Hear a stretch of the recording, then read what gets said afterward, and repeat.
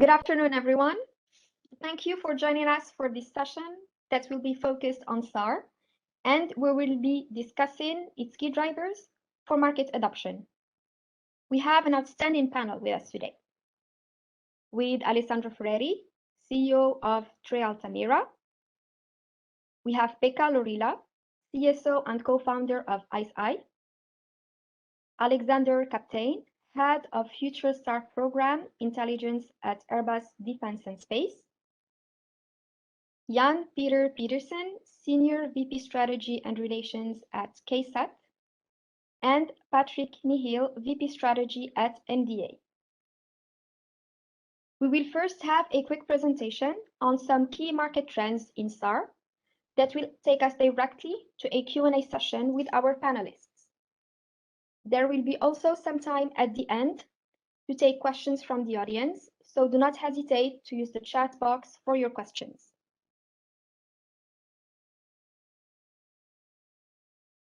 First, a few words about Euroconsult.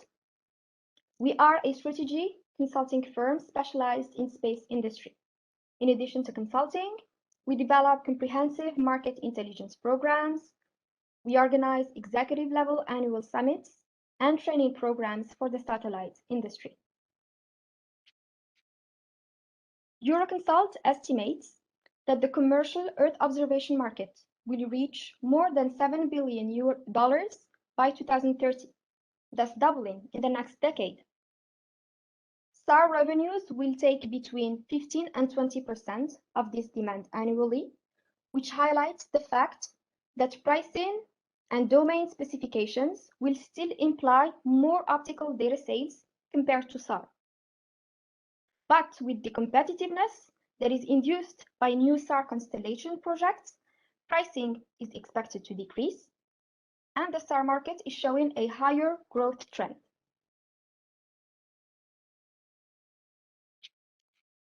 On the commercial data side, this growth will mainly be a result of sales to the defense sector.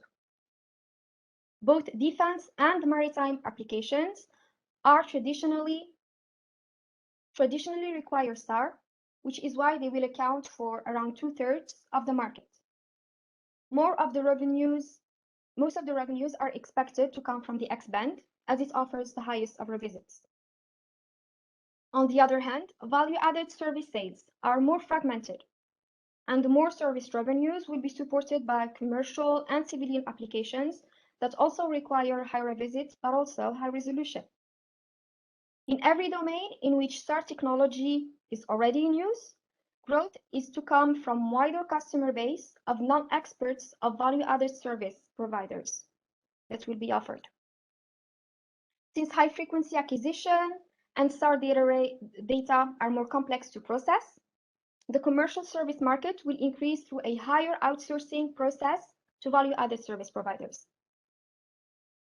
Note that most SAR revenues are still captive, which means that the satellites are held by government agencies with no dual use or commercial usage. So certain government programs that currently do not operate on a commercial basis might seek further commercial interest, turning to market in the future. This was initially the case, for example, of state-funded TerraSAR-X or RadarSat-2, for example. But to leverage all the interest in SAR, low-cost data and turnkey services are required. In fact, there are two obvious historical barriers to overcome: the cost and the complexity of SAR image processing.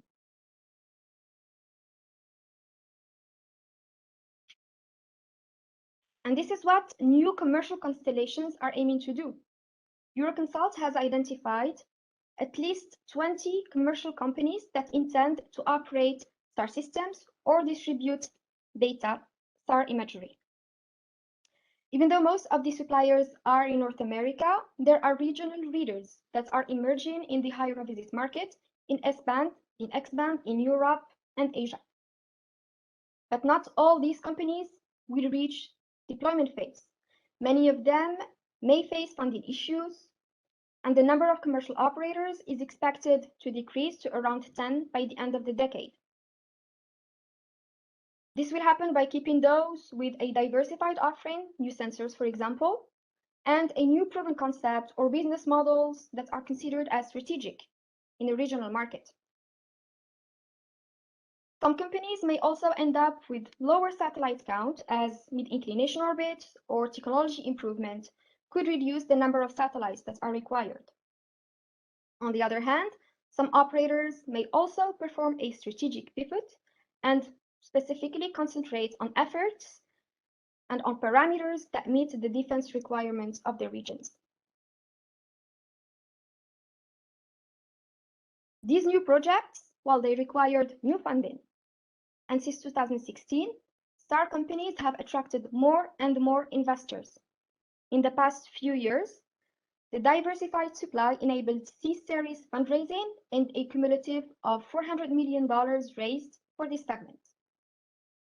Investments are comparable in Europe, the US, and Japan. But we see now that the Chinese government has also started allowing private investments and IPOs, like the project PISAT of deep-age satellites, who are also planning on deploying a SAR constellation.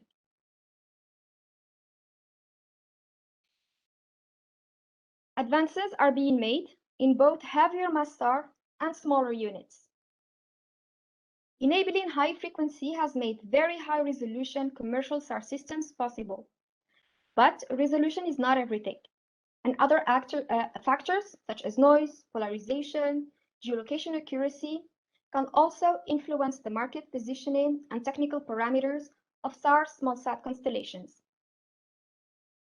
On the other hand, the constellation approach also means that while individual satellites still have a limited SWaP, their combined system allows data to be collected at a high frequency with a higher collection capacity. This higher revisit of the new systems is definitely a valued component.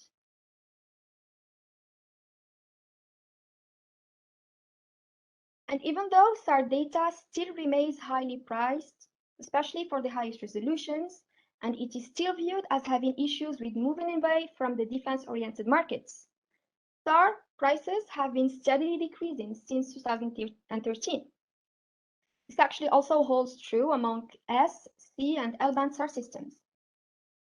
Price pressure significantly affects the higher frequencies, X-band, which are capable of obtaining the best resolutions, and this is where today the low-cost constellations are disturbing the market. This is where they are creating competitive environment. SAR images at low resolutions beyond 3 meters are also becoming more affordable and even comparable to some optical prices.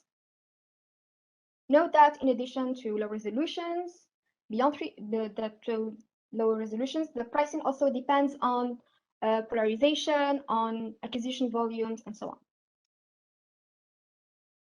Very high resolution SAR at a lower price and with a high revisit is expected to foster new applications. Offering embedded solutions will ease end-user adoption, and greater opportunities are to come, especially for security applications. And on this final note, and hoping that everyone has a broader grasp of SAR market dynamics, we can start with our first question to our panelists. In your opinion, what is the most prominent impact of new high revisit constellations on the SAR market?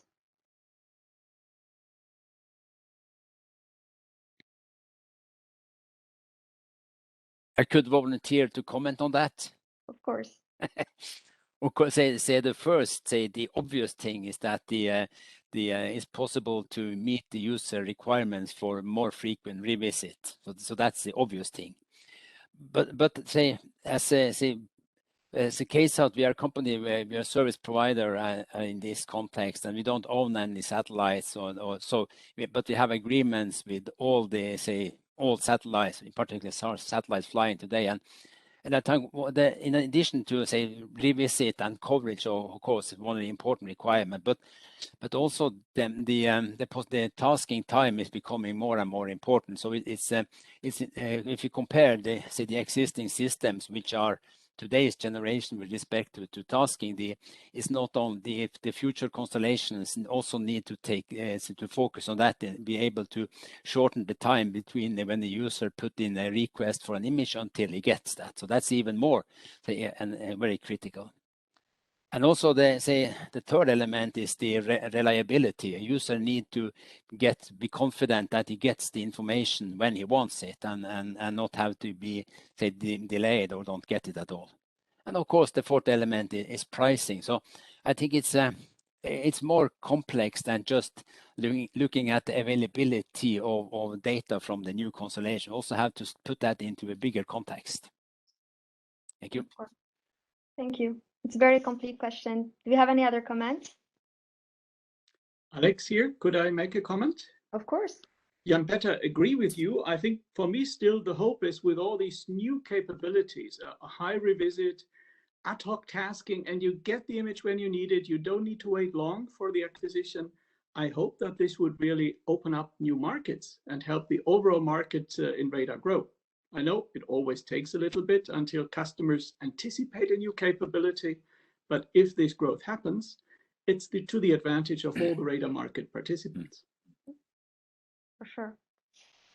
Just adding to that, I think part of the big challenges, I think I agree with everything that's been said before. We've got to focus on the high revisit, about developing the proper ConOps in terms of delivering, being able to task and deliver imagery as quickly as possible. But it really comes down to understanding the customer's use case and better, understanding the problems that they're facing and how you derive insights from the SAR imagery to solve those problems. Because if we focus on, just high revisit imagery, you go back to your chart, which shows your data sales, and it's all military users, because outside of the military or defense users, you don't have the experienced or knowledgeable analysts who can derive insights from that data. So part of the challenge, yes, the revisit's great, but we've got to fit it within the ConOps of solving customer problems and understanding how you derive the right insights from that high revisit data to solve those problems. Definitely. Yeah, so the way how we've seen, we obviously at ISAR, like we have to justify it to ourselves to spend the money to build a high revisit constellation, and like I think in the long term, the way that we view it is that the sort of change that like the real impact to the market is sort of like that switch to kind of like thinking of Earth observation as something that is sort of, let's say, truly always on, and that sort of, let's say, switching of a paradigm, from something that is a, let's say, something that needs to be kind of planned and tasked to do something that effectively works in timescales that are sort of indistinguishable for the specific use case in hand. So like, let's say, eventually get to a point where, let's say, the remote sensing, and then where radar is obviously very good tool for this type of remote sensing, in a way that then you can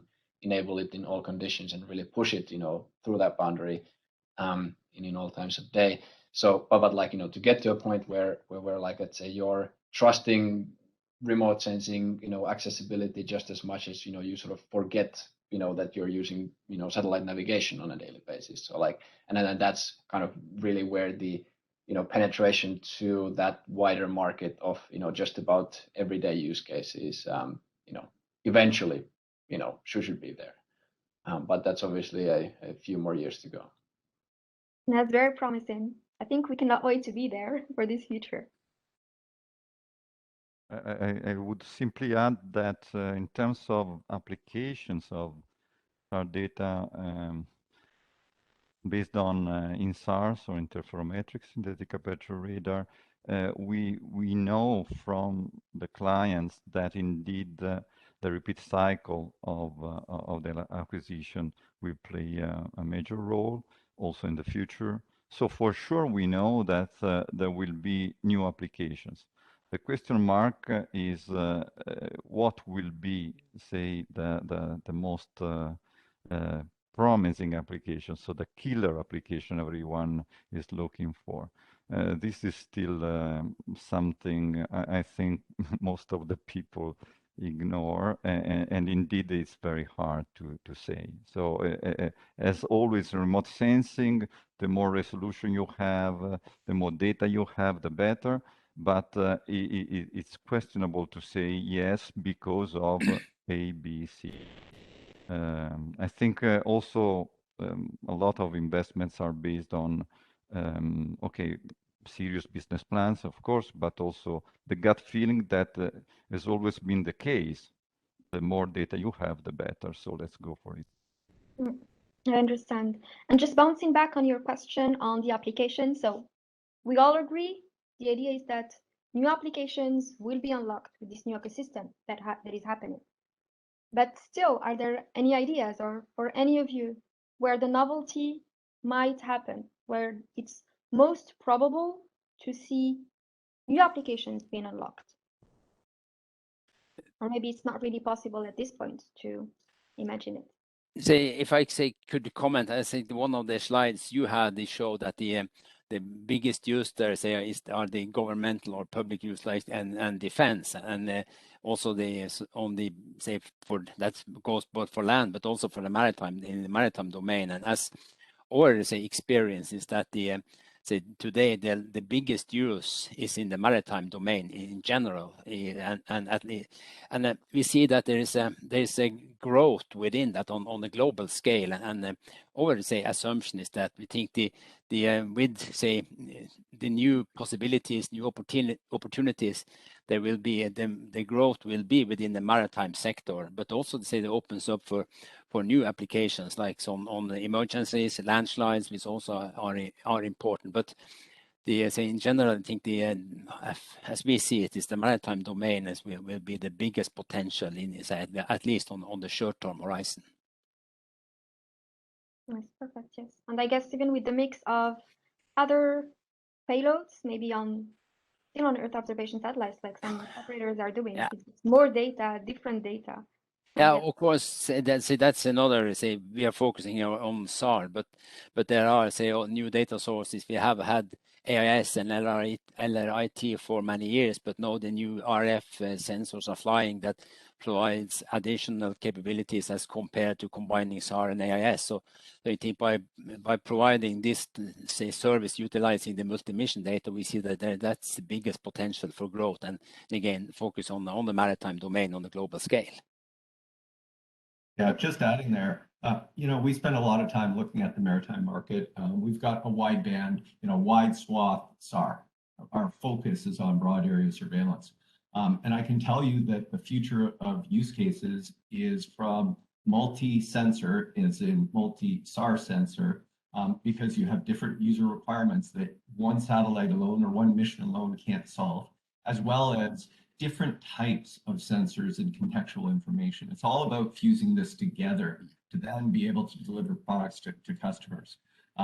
SAR alone, is great for certain problems, but it's a very limited number of problems. And if we really want this industry to grow, it's got to be, collaboration within SAR providers and collaboration with other types of sensors and analytics companies to really unlock new use cases. We're at the early stages of the industry. The growth could be tremendously higher than what you're showing in your forecasts. I agree, because if we look at the number, at the end of the day, it's not disruptive, the kind of growth we see. It's good. It's good. So you double revenues in 10 years. But if you speak to a venture capital, it probably wouldn't be that happy. Okay. But still, we have many startups. So again, the gut feeling is good, extremely good. But it's very difficult to really find the killer application. Opening the B2C, because in the end we are all discussing about B2B applications or B2 government. But B2C is the breakthrough, or should be the breakthrough, and is still somewhere, somewhen, probably, who knows. Yes, I that's think the sort of, I think the approach that we've taken that ISI is a maybe you can put the sort of, let's say, the applications in two categories, that there are the sort of, let's say, categories of applications that are enabled by fundamentally new performance, that if you can push the revisit rate, or you can push the resolution, access times, and so forth into a let's say a region that has not been possible before, and kind of like, let's say, find areas where you can sort of truly answer a sort of problems that need to be solved, where it's not a question of necessarily pricing or pushing the price lower. It's just a pure question of performance, and that's a sort of, let's say, the area where maybe we have right now pushed the heaviest, the sort of like the Tesla Roadster type approach, that you go for, let's say, enabling something that is like, let's say, truly high performance, truly need, maybe even somewhat niche, but let's say like growing from there. And I think specifically, going into the let's say, as heavily as we have into the sort of insurance and claim adjustment business, where, let's say, kind of like the reaction times and then the sort of like the performance to be able to produce accuracies that actually enable, let's say, solving for that business process in a way, kind of for the first time. That's been like one of those discoveries that like we have been pushing fairly heavily. I think the other kind of like totally other end of the applications, as sort of alluded to, kind of, let's say, pushing prices lower, that like if you have a lot of capacity, then there's bound to be some idea of kind of like low opportunity cost, or let's say spare capacity, and then building applications that like truly leverage that high resolution at very wide coverage at unit prices that were not possible before, enabling new applications. But there it is surprisingly tougher. Like let's say, I think the sort of generally understood use cases of Earth observation, they kind of exist, and they are quite quick to, let's say, run down the numbers of like where the margins are, and the like the amounts of value in sort of like outside the governmental use.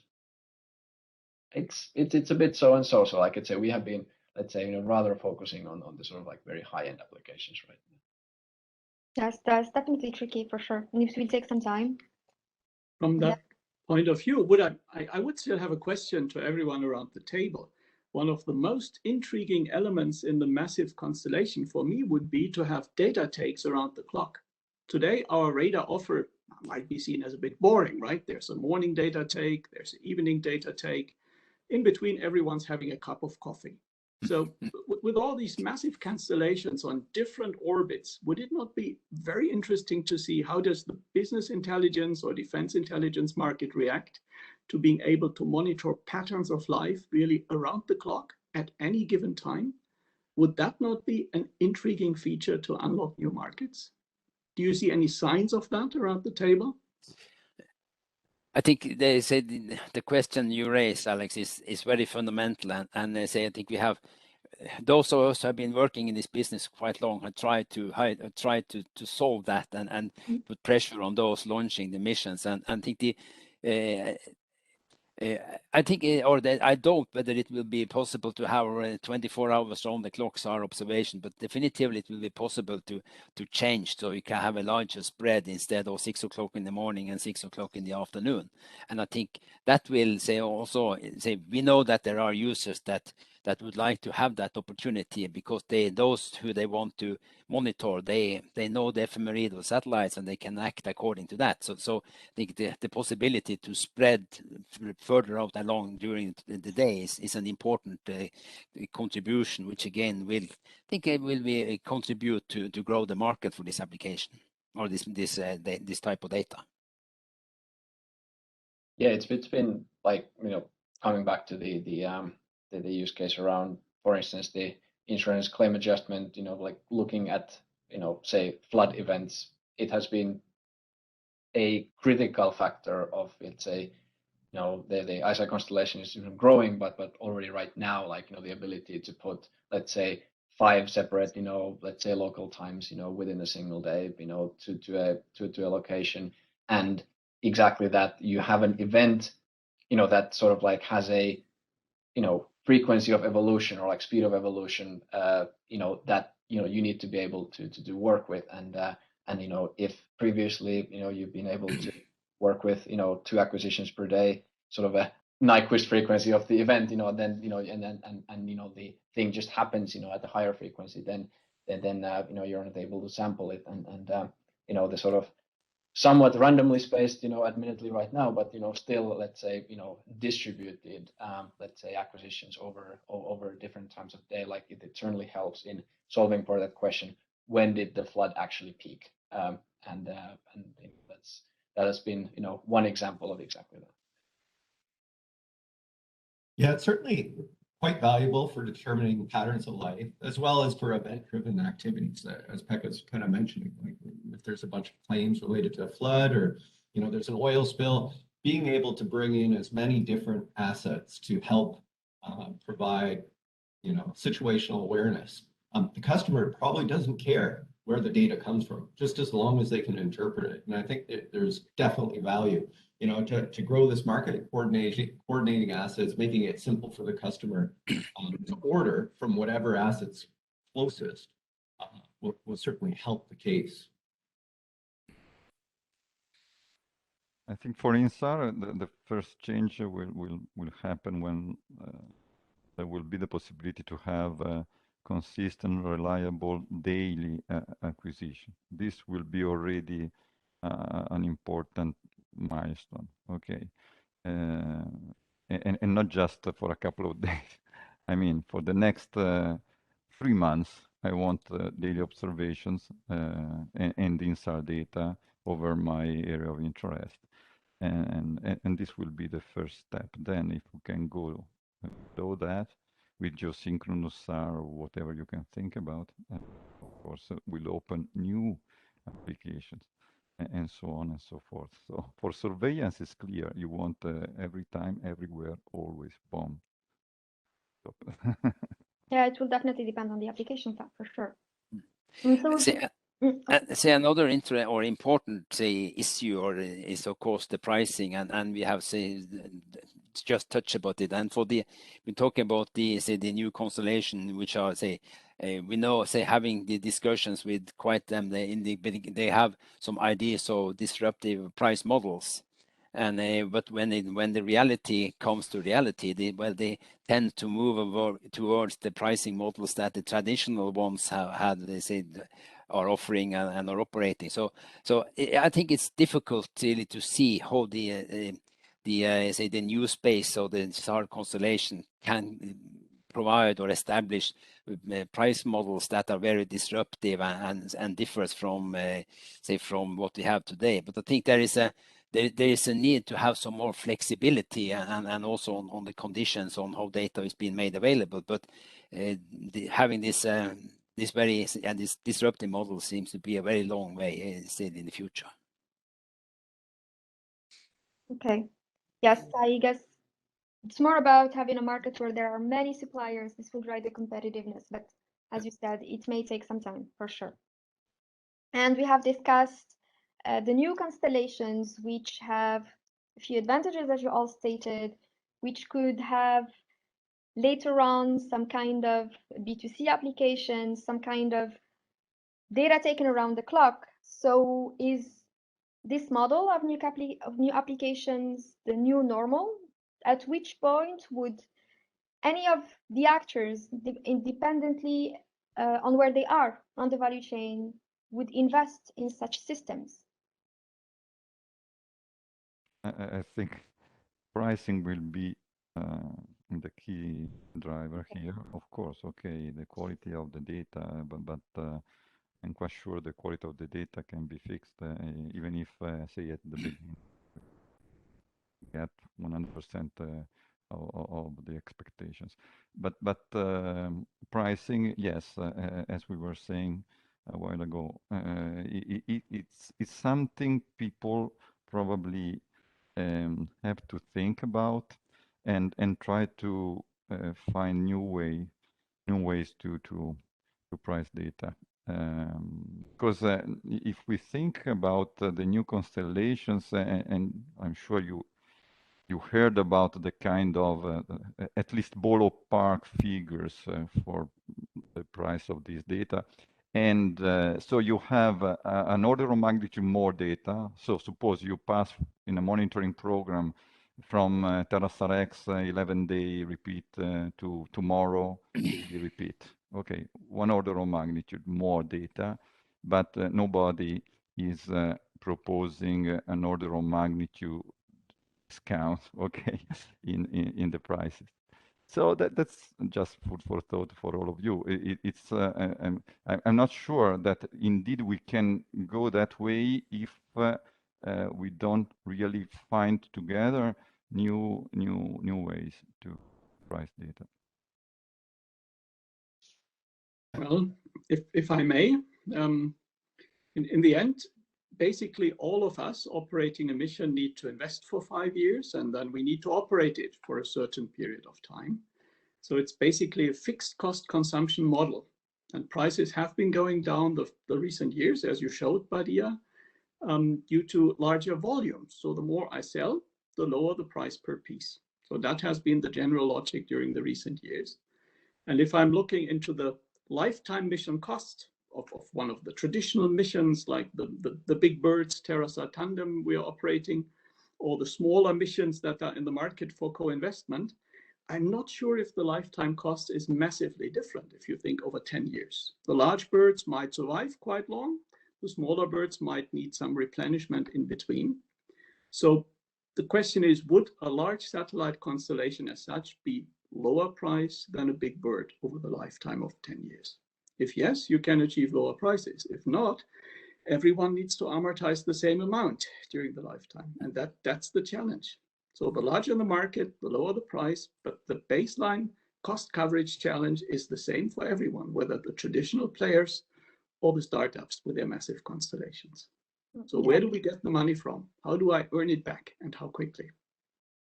And the thing is, say your point is well, and the more you sell, there's better, there's bigger revenue you create. And but I think what also say with learning from some working with say for quite long, one thing that we think really say limited the global development and global competition are some of the market regulations that are assigned with the different missions. Meaning that I cannot sell say in certain countries with one mission, while in other countries I can say globally. And I think this is an area where I think this traditional the market regulations which have been existing for quite many years, they need to change in order to develop improve the business, both for those who run the large birds and also this those within the new space generation. And I think probably due to the competition, there is a pressure from the new space generation onto the traditional ones in order to open up some more global competition utilizing the data. Going back to the question about is the small sat constellation going to become the new norm? I think it will certainly be here for good. There's absolutely going to be small sat constellations. However, certain use cases require larger, more powerful birds, and you can't accomplish all the tasks. Our next generation SAR satellite is focused on wide area surveillance. It's focused on being able to monitor a 700-kilometer swath and provide vessel detects within 15 minutes of that image collect. You can't do that, just power consumption and all the other requirements with just a small sat. But those types of satellites can operate in a coordinated manner to help solve bigger problems. So I think there's lots of other examples, right? We talked about the Tandem X, very unique mission that's designed for a specific purpose and does it very well. Like all of the missions that are out there today have a specific purpose that they've been designed for. They've been supporting customers, and they've been evolving their offerings to support that specific niche that their customers demand. So I think you're going to see the industry kind of evolve where you have more powerful, stronger constellations that are out there, but you're still going to have the need for the more, powerful, exquisite satellites to support them, and working those in conjunction, it will help to, grow this whole industry. Okay, so to each system its own merit, and you expect both systems to still coexist in Correct. future in the market. Perfect. Is this view shared by everyone? Any comments on this?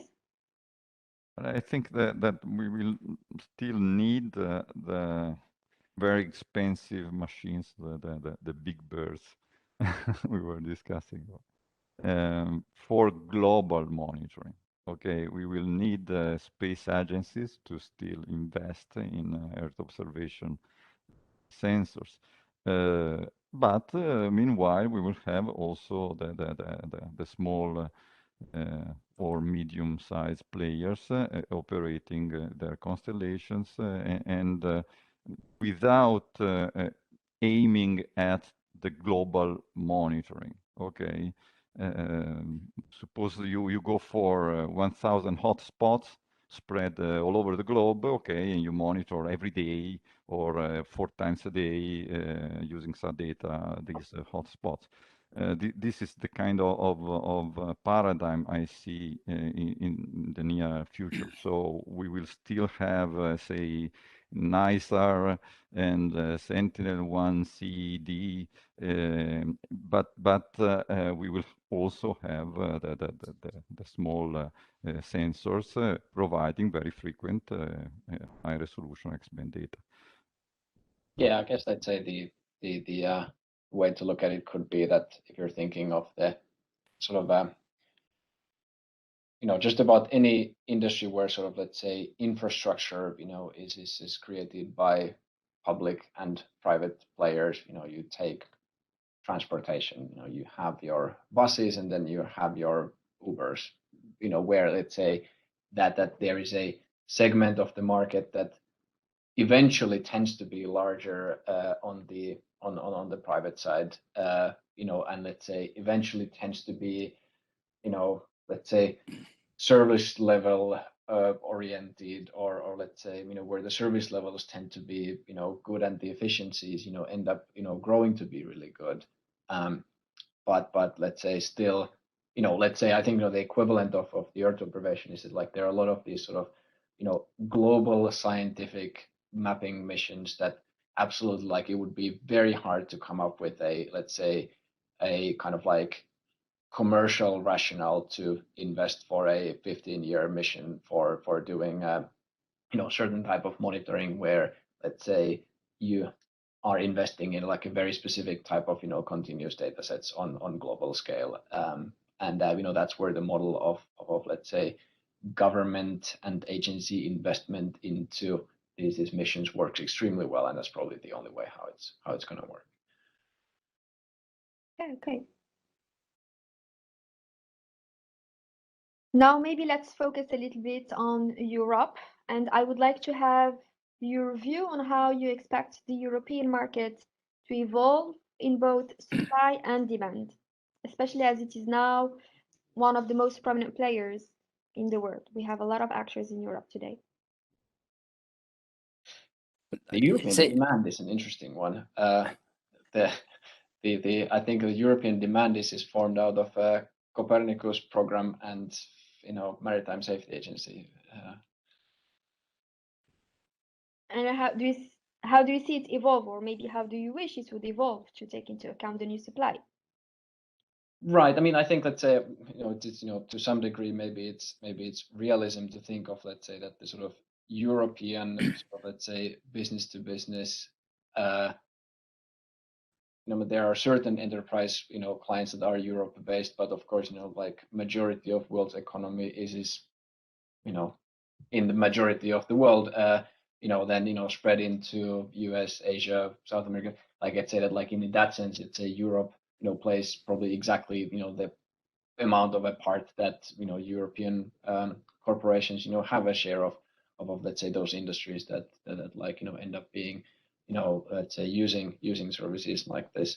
And then, like, I think, let's say, different continents have, had very different ways of, let's say, dealing with the sort of the kind of baseline, public-private partnerships, for let's say the existing let's say layer of commercial Earth observation, where maybe in US it's a bit more defense, kind of directly defense oriented, and in Europe it's then it's then more Copernicus program oriented way of dealing with it.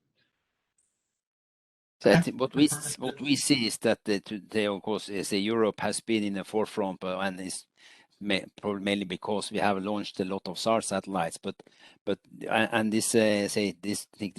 this the new opportunities will also grow the market in Europe, at least on the downstream. But we see also as a global growth, and both in the maritime and also some on the terrestrial applications. And either it's in different users or customers in the different regions of the world, but also there are European stakeholders that have global interests and is utilizing this technology for their services. So I think this yes, Europe it will still be in the forefront, but we see a global growth also with this type of services. I think the European community in general has had certain advantages, especially with value-added services, in building up their value-added service ecosystem because of the Copernicus data. There's a lot of more traditional value-added service provider versus because there hasn't been data to support high-frequency change detection type analytics companies. So I think the future, like Europe, will definitely have a place in continuing to grow this market. But there's another element with to support high frequency change detection type analytics that doesn't quite exist today or isn't mature enough. So that's going to depend on a lot more data coming onto the market for that to evolve. It could change dramatically as more data comes onto the market, as these companies that have developed more manual processes for doing their value-added services switch over to automated approaches. That could certainly help unlock and reduce the cost of the value-added services with lower cost data that then helps to deliver lower cost insights to the rest of the market. Yes, definitely. Well, for Europe has been mentioned a lot. I think Copernicus was a very nice example of showing how public demand that is naturally super fragmented in Europe could be bundled.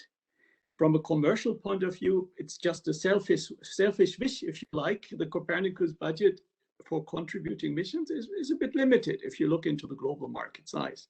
So it would be great if there was a bit of more bundling in the end, on the one hand of Copernicus. On the other hand, I see a great opportunity that the free and open data of Copernicus stimulate new analytics that over time will demand more precision, more quality, and that brings another new role of the commercial missions. So Europe can stimulate that for sure. But still, I'm looking a bit with envy to the United States and the optical programs that have got enormous public anchor customers from where they get a quick launch into the global market. And we are in Europe far from that. So we need to look for different models, different PPPs or purely commercial approaches to do that. Unless we want to become US players. But we have examples where there are commercial customers today that have very strong requirements with respect to timeliness, coverage, and availability, and these are not important to fulfill, for example, using only Copernicus data. But the combination of Sentinel-1, which we have as a background mission, we know the acquisition plans in long term in advance, combining with all the commercial missions should give us an opportunity to meet the customer requirements better than using either the public one or the commercial missions only.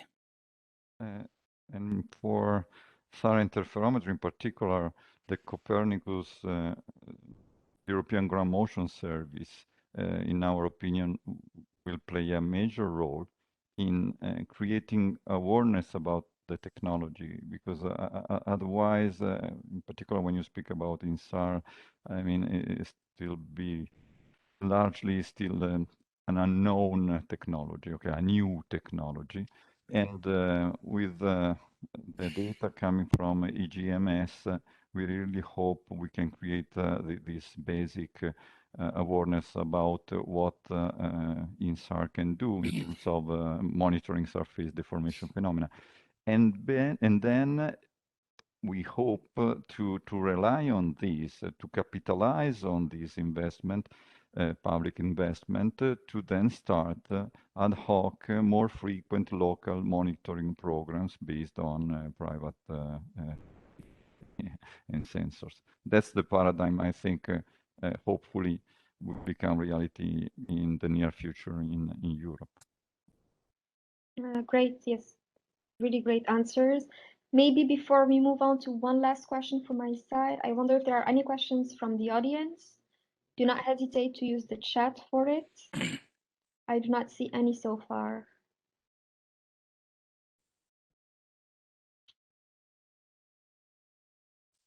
We can close maybe with one more question from me, as there are no questions. I want to ask you what you think that the most or the biggest challenge, after everything that we said, if you can conclude on what the most or biggest challenges of the SAR market are today that really need to be tackled as soon as possible to make the SAR ecosystem more mature. 1 or 2 points specifically. So I think from my perspective, the biggest challenge for the SAR market is helping the end users understand the value of SAR itself. SAR is not, intuitively as easy to understand as an optical image. You have to have trained analysts. So it's a combination of being able to educate the end user about the benefits of SAR, but at the same time, the SAR industry has to have a better understanding of the user's problems. And being able to derive insights and not give them, these beautiful SAR images, but rather insights from that image that they can actually work with and incorporate in their models, whether it's financial models or environmental models. If there's different information that every vertical and every customer needs to solve their problems. So on the one hand, we need to better understand what those problems are and how to apply SAR to it. And on the other hand, the customers need to understand, how they could utilize SAR and the benefits of SAR. Very concrete issue.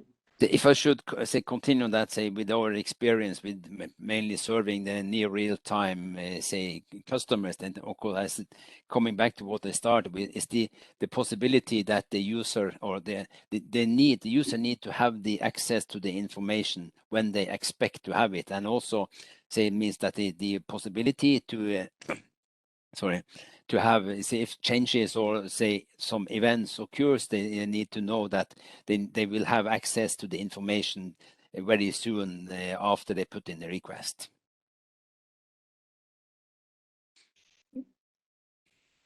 I agree that awareness, I copy Patrick here, is key, and also the consistency and the reliability of the data, apart from the quality. Okay, every time we have to communicate a missing acquisition, for example, it's a tragedy for the client, in particular whoever is in charge of monitoring programs, of course.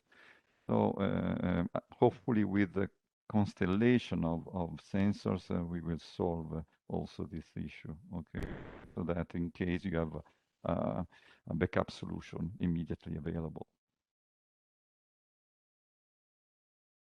Yeah, I sort of hope and believe that, let's say, we look at this conversation 5-10 years, down the line, and sort of like it will sound like early 90s, us thinking about what will it take, for internet to become more mature. That, let's say, I think the like majority of the applications in a way like, I mean, there's many blockers, to sort of, let's say pick, especially on the adoption, and then let's say discovering the value, and sorting sort of use case by use case, and let's say driving that penetration, of adoption of this sort of more like always on objective information into everything that we sort of do, but in a way it's sort of hard to imagine that there is sort of like a realistic sort of like maturity cap that like what does it mean for that market to be mature. I don't think we really understand that yet. Very interesting. I guess maturity in a sense where it's more mainstream, there is a stability in the pricings, things like this.